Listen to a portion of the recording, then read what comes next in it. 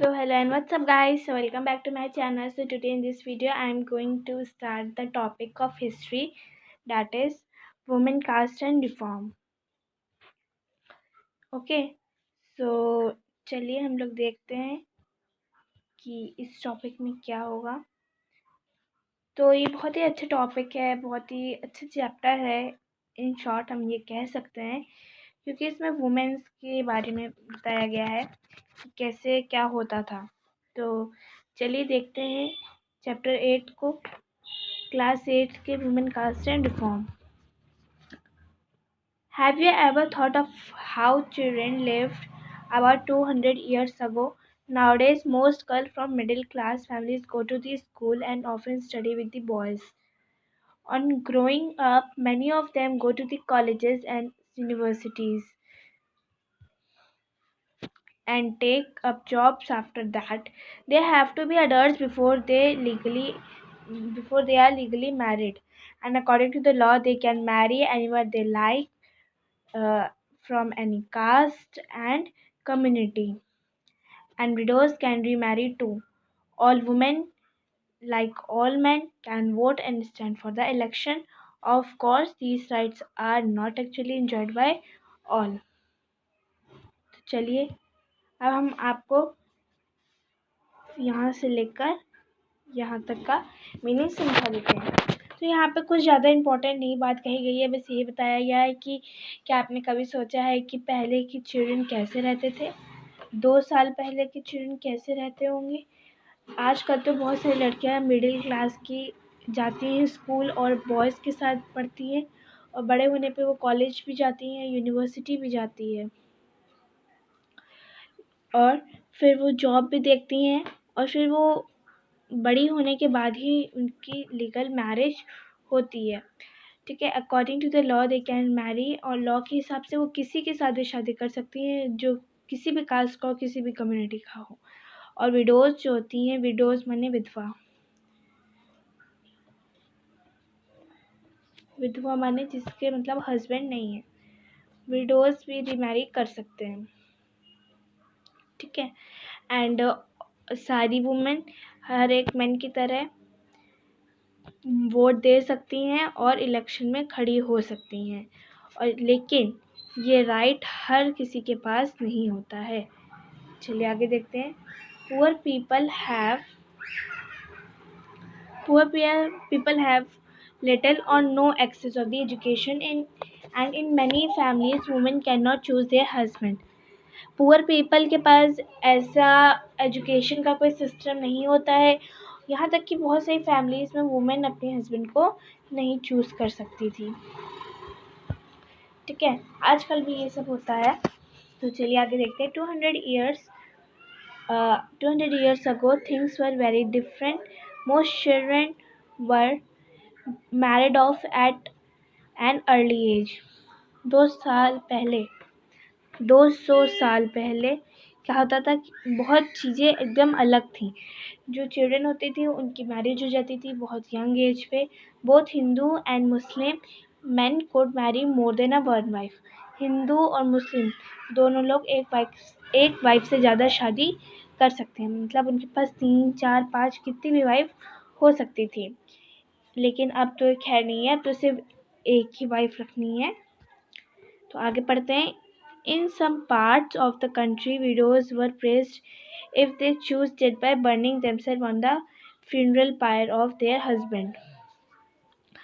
Some parts of country, कुछ parts में widows को बहुत मतलब उनकी तारीफ़ की जाती थी अगर वो अपने हस्बैंड के साथ जल जाए। फ्यूनरल पायर मीन्स उनकी अर्थी पर, मतलब उन्हीं के साथ वो जल जाए। आप इस पिक्चर में देख सकते हैं, यहाँ पर ये जो है ये फ्यूनरल पायर है, और ये अपनी ही हस्बैंड की फ्यूनरल पायर के साथ जलने जा रही है। ठीक है, तो नेक्स्ट लाइन पढ़ते हैं। Women who died in this manner whether willingly or otherwise were called Sati.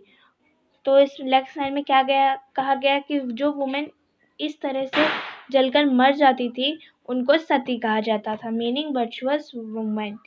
Virtuous माने बहुत गुणवान वुमेन। जो इस तरह से मर जाती थी उन्हें सती कहा जाता था। सती का मतलब वर्चुअस वुमेन, मतलब बहुत गुणवान औरत। बताइए, यहाँ पे थोड़ा सा जल जाते हैं तो इतना दर्द होता है, ये तो पूरा एक साथ जल जाती तो इन्हें कितना पेन होता होगा, है ना। तो चलिए आगे पढ़ते हैं, हम लोग कंटिन्यू अपना करते हैं। Women's right to property were also restricted.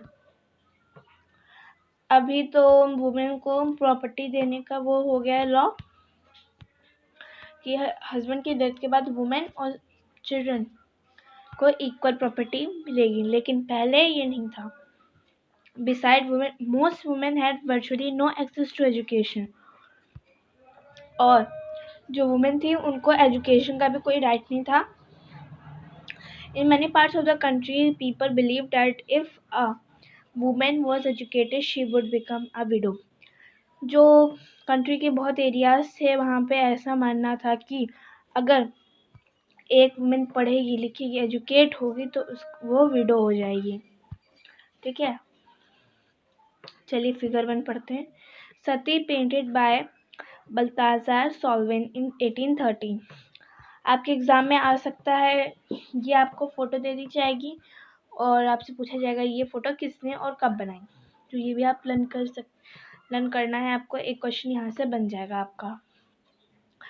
चलिए, this was one of many pictures of Sati painted by the European artist who came to India. The practice of sati was seen as evidence of the barbarism of the East.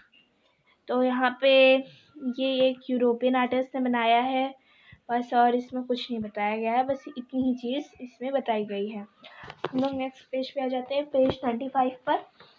Difference between man and women were not the only one in the society. Women और man के बीच में अंतर ही सिर्फ यही अंतर नहीं था, और भी बहुत सारी चीज़ें थी। तो देखते हैं और क्या क्या था।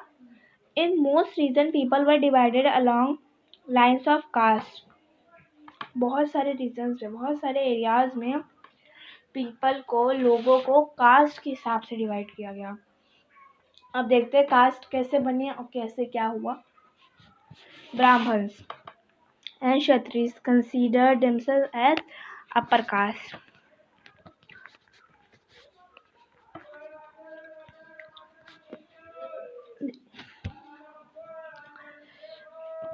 Others, such as traders and moneylenders, often referred as Vaishyas, were placed after them. Then came peasants and artisans, such as weavers and potters, referred as Shudras. At the lowest rung were those who labored to keep cities and villages clean, or worked at jobs that upper caste considered polluting. That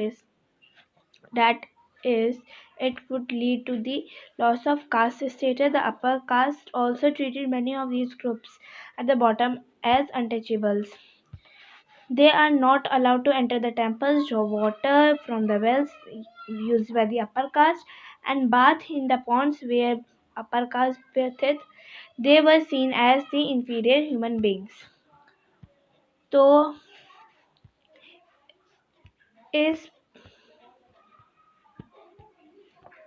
इस पूरे paragraph का मतलब ये हुआ कि जो Brahmins को B से, क्षत्रियों को के से, शूद्र को एस से और वैश्य को वी से डिनोट करती हूँ। ठीक है, इससे आपके लिए समझना आसान हो जाए। ठीक है, ऐसे तो इस पूरे पैराग्राफ में ये बताया गया है कि जो ब्राह्मण और क्षत्रिय होते हैं वो अपर कास्ट के होते हैं। ठीक है, फिर उनके बाद आते हैं वैश्या, पूरा नहीं लिख सकते हैं। उसके बाद आते हैं वैश्य। ठीक है, वैश्य होते हैं मिडिल के। ठीक है, फिर लास्ट होते हैं शूद्रास। ठीक है, अब देखिए, सबसे पहले ब्राह्मण और क्षत्रिय में देखा जाए तो सबसे पहले ब्राह्मण, then Kshatriya, then Vysya and then the Shudras. और शूद्रास के नीचे भी होते हैं अनटचेबल्स। अब ये अनटचेबल्स क्या होता है? अनटचेबल्स वो लोग होते हैं जो साफ सफाई करते हैं।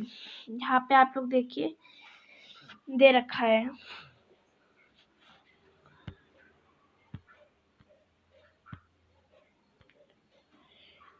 Untouchables at the lowest rung were those who labored to keep the cities and villages clean or worked at the jobs that upper caste considered polluting.